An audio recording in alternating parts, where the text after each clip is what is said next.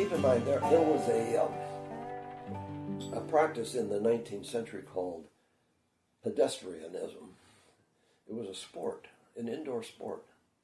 It preceded baseball. It was the most popular spectator sport in America from 1870 to about 1890. And it took place in places like Boston and New York, like Madison Square Garden, or people the competitors would start like 1 minute after midnight on Monday morning, and they'd walk until 1 minute till midnight on Saturday night, okay, 6 days.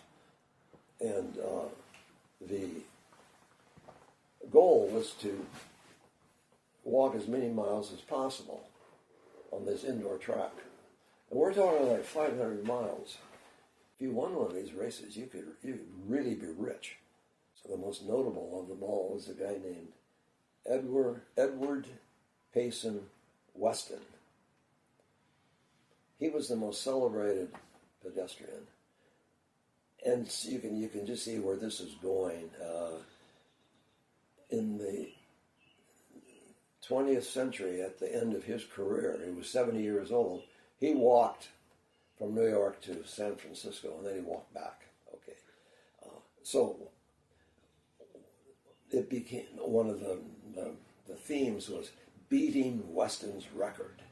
You could beat him on his 1 hour best time, best distance record. You could beat him on this. You could beat him on his cross country, but beating Weston was an important theme. Weston got started by sheer chance. In 1860, he made a bet with a friend on the election of 1860, and he bet on Douglas, that Douglas would win, and of course Lincoln won. So the terms of the bet was that the loser had to walk Boston to Washington, D.C. By a certain time, by Lincoln's inauguration. Soon after Lincoln's inauguration, the South seceded, and the war was at hand.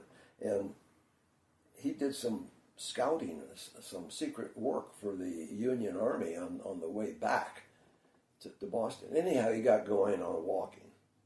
And there were not other walkers, professional walkers at that time. He really wasn't a professional himself, but he eventually became that. And in the 1870s, he was one of the world champion walkers.